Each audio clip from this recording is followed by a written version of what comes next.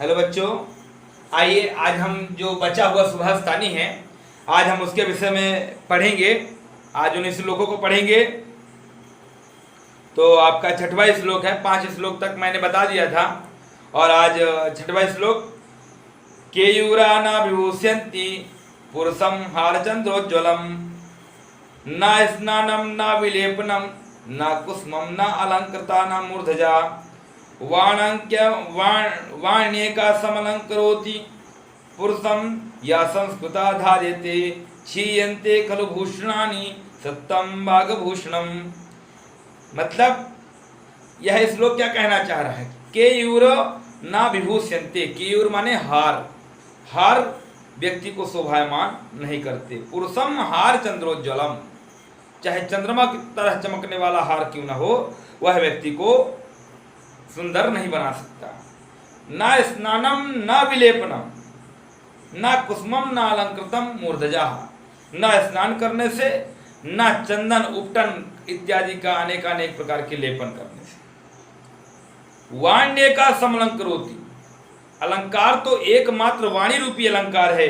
जो वाणी रूपी अलंकार करता है, जो पुरुष वाणी रूपी अलंकार करता है और संस्कृति को धारण करता है, वह क्षीयन्ते खलु भूषणानि, उस वाणी रूपी आभूषण के आगे आपके सभी आभूषण व्यर्थ हैं। क्षीयन्ते खलु भूषणानि सत्यम वागभूषणम, इसलिए सभी आभूषणों में, सभी श्रृंगार सामग्रियों में, सभी आभूषणों में वाणी रूपी आभूषण सर्वश्रेष्ठ है। और क्षमा शास्त्र करे यस्य दुर्जनः किं करिष्यति अत्रिणे पतितो वह्नि स्वयमेव पसाम्यति। मतलब क्षमा शास्त्र करे यस्य, क्षमा रूपी जो शस्त्र है जिसके पास व्यक्ति के पास में है, क्षमा शस्त्र करे यस्य, जिसके पास क्षमा रूपी शस्त्र है, वह उसके लिए दुर्जन माने दुष्ट व्यक्ति भी उसका कुछ नहीं कर सकता। जिसके पास क्षमा रूपी शस्त्र है, माने हम सामने वाले से कोई गलती हुई और हमने उसकी गलती को एक बार में ही क्षमा कर दिया, यदि अगर क्षमा रूपी शस्त्र हमारे पास में है तो दुष्ट व्यक्ति भी हमारा कुछ बिगाड़ नहीं सकता। क्यों? क्योंकि जिस प्रकार अत्रिणो पत्तो वह्नि माने जमीन पर, सूखी जमीन पर, बिना घास वाली, बिना कुछ रखे हुए जमीन पर यदि अगर फर्श में अग्नि गिरती है तो स्वयमेव पसाम्यति। कब तक जलेगी? जब कुछ नहीं होगा। भाई जलेगी जब सुलगने के लिए कुछ होगा तब ना वह आग सुलगेगी, जलेगी। लेकिन जब कुछ है ही नहीं, फर्श में पड़ी हुई अग्नि कितनी देर तक जलेगी? आखिर कभी ना कभी तो वह अंगारा शांत हो ही जाएगा। इसलिए अत्रिणो पतितो वह्नि, बिना तृण के माने साफ जमीन पर अग्नि गिरने पर स्वयं ही शांत हो जाती है। तो इस प्रकार से क्षमा रूपी शस्त्र सर्वश्रेष्ठ शस्त्र है।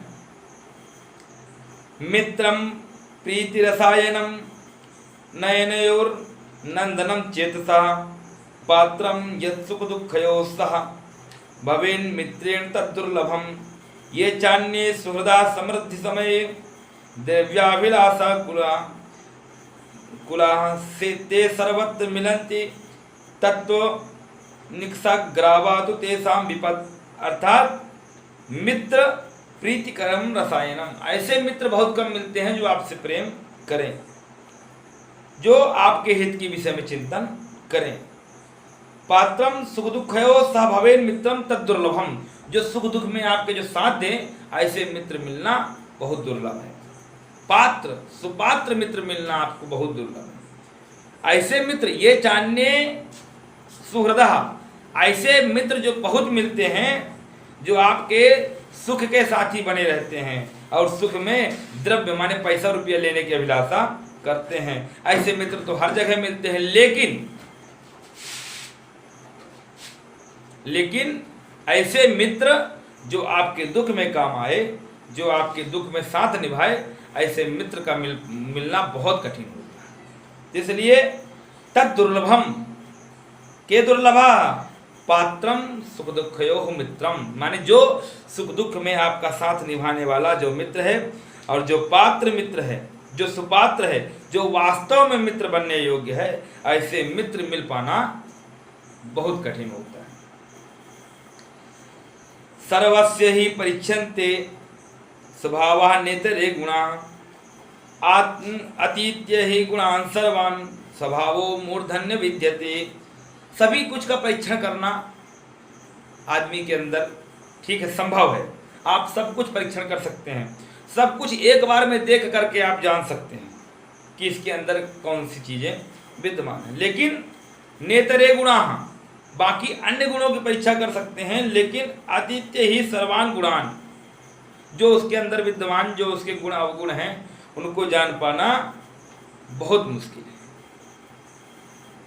बहुत ज़्यादा मुश्किल है। वह अपने मतलब और बाकी चीज़ों को देख करके जान सकता है, लेकिन अंदर विद्यमान जो उसके अंदर के जो गुण हैं उस गुण को वह देख करके नहीं जान सकता। उसको तो वह उसके साथ जब समय बिताता है तब समय के अनुसार वह गुण उसके समझ में स्वयं ही आता है। लेकिन यदि अगर कोई चाहे कि हम एक बार देख करके ही हम किसी के गुण को समझ जाएं तो ये शायद असंभव है।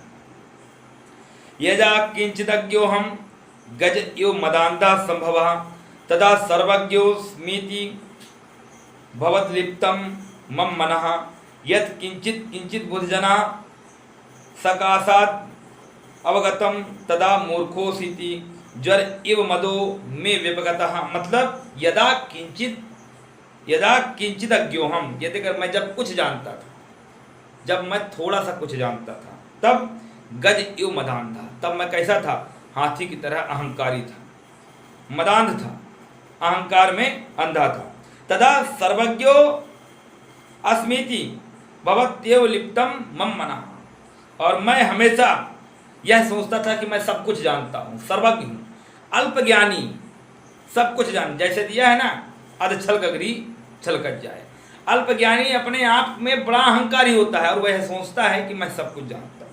तदा सर्वज्ञोस्मीति तद भवलिप्तम मम मनः, अपने मन में ऐसा सोचता है कि मैं सर्वज्ञ हूँ, सब कुछ जानूँ। लेकिन यदा किंचित किंचित बुद्धजना सब का आशा गतम, मैंने जब कुछ कुछ जानना चालू हुआ, जब कुछ कुछ जाना, तब तदा मूर्खोस्मीति, जब बुद्धजनों बुद्धिमानों के पास जब जाकर के बैठा तब मालूम पड़ा कि मुझसे तो कुछ नहीं आता, मैं क्या हूँ, मूर्ख हूँ। तो जैसे बुखार उतरता है ना, तो बुखार से जब पसीना छोड़ता है, ऐसे ही वह जो अहंकार है वह पसीने की भांति निकल गया। तो जब आदमी थोड़ा जानता है और अहंकार होता है तो अपने आप को सर्वज्ञ समझता है, लेकिन जो बुद्धिमान होता है, जो वास्तव में ज्ञानी होता है, वह अपने आप को कभी भी सर्वज्ञ नहीं मानता। और जब ऐसे सर्वज्ञों के साथ संगति में हम जब आते हैं, तब जो अपने आप को ज्ञानी मानता है तब उसको मालूम पड़ता है कि मैं तो ज्ञानी नहीं, मैं तो महामूर्ख था, और फिर वह जो अहंकार रूपी बुखार है वह अपने आप ही उतर जाता है।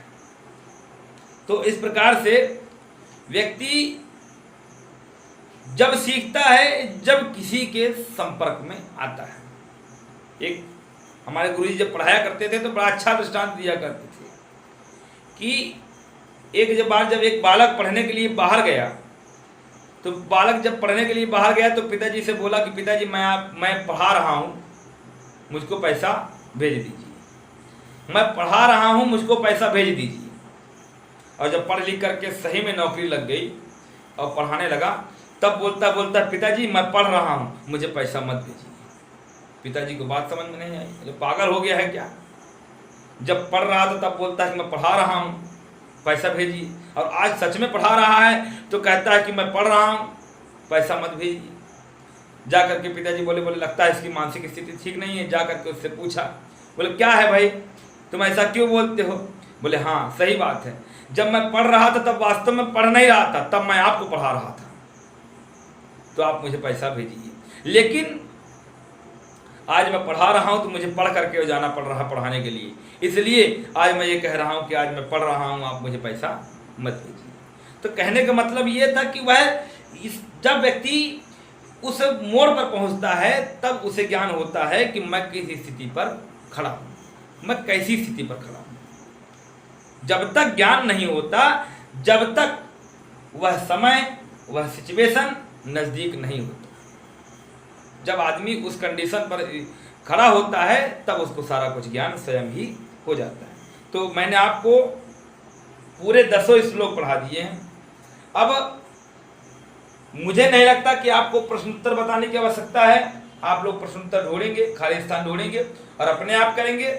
और जो अभ्यास है संधि विच्छेद समास, मैं आपको कल की वीडियो में मैं आपको बताऊंगा। आज के लिए इतना ही बच्चों, धन्यवाद।